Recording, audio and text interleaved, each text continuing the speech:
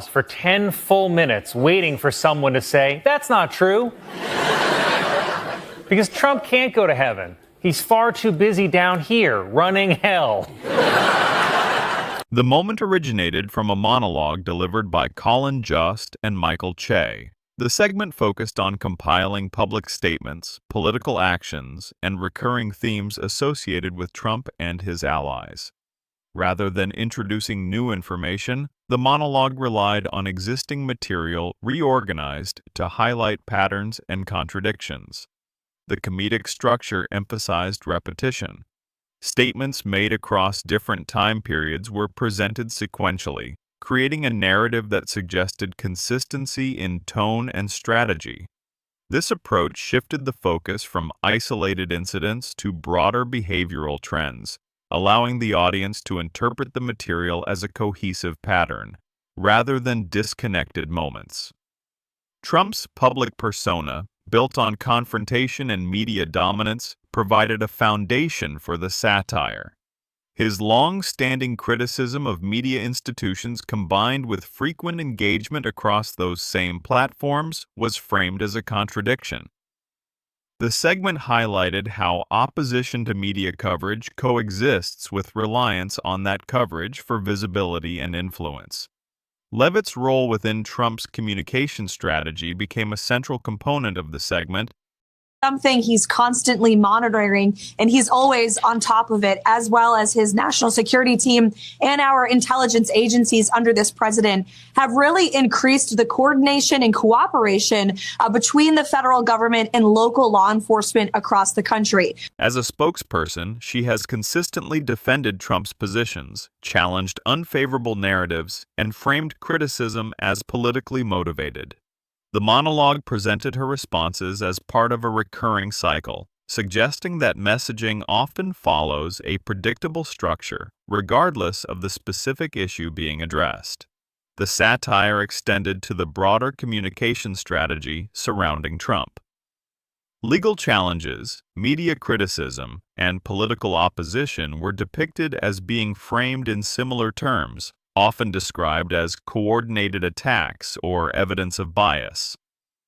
By presenting multiple examples in succession, the segment implied that the consistency of this framing contributes to its recognizability.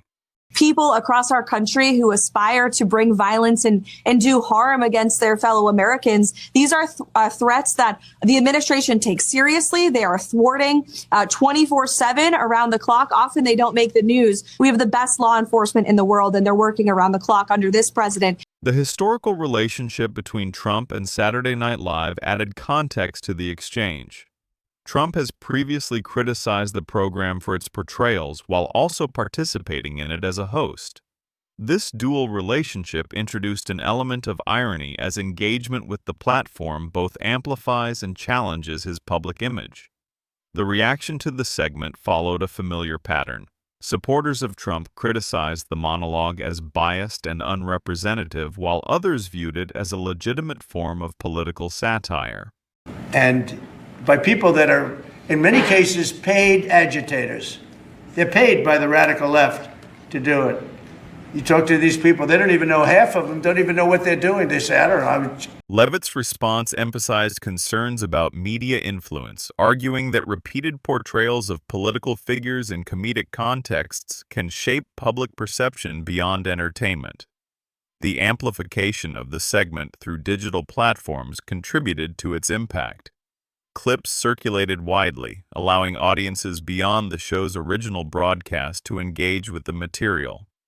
This distribution enabled rapid interpretation, commentary, and polarization, extending the lifespan of the segment beyond its initial airing.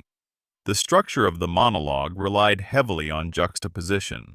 Confident public statements were placed alongside contrasting examples, creating tension without direct editorial commentary.